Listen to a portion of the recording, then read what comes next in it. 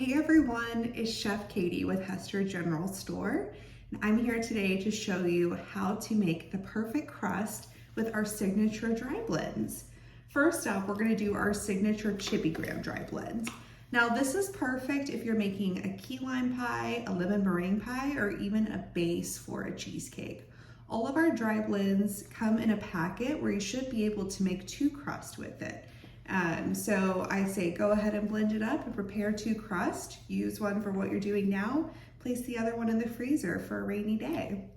First things first, we are going to get some butter melted. It tells you how much on the front of the packet, but it's generally 1 stick of butter.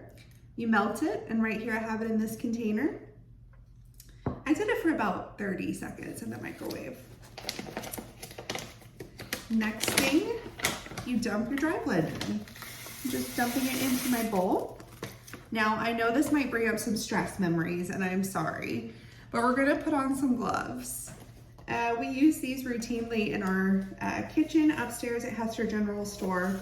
And I just say, when you're making pie doughs, you really want to use your hands. I think we can get accustomed to using a food processor or another utensil to keep our hands clean, and it's kind of advertised as something that makes it easy.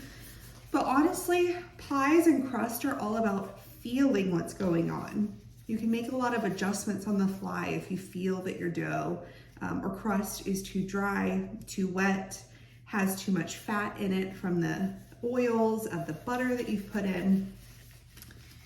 It just is a good best practice that carries over from our kitchen environment. So we are going to pour our butter into our bowl. Now that we have our hands gloved, all we're gonna do is mix it through. Really the method that you're doing at first is just to kind of sachet the butter through, but then the process that you get to is bunching. So I want you to envision that you're like on the beach making a sandcastle. You know how you used to like run your hands through that water as it ran over the sand and it would bunch together? That's really the method that we're trying to do here. We're just moving it throughout. Now, once you feel like all of your butter is incorporated, everything's got a little bit of moisture in it, you're gonna test to make sure that we're at the point of using the Chippy Graham. So the way that you test this is, like I said, you're at the beach, you're making sandcastles. I want you now to envision making a softball. Now your softball, if you squeeze it a couple of times in your hand, you actually want this dough to stay firm.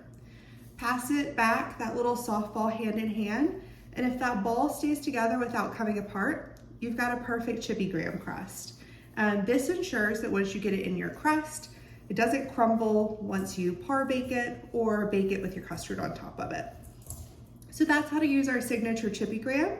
I hope you learned something today, and maybe we'll see you soon at one of our virtual or in-person cooking classes.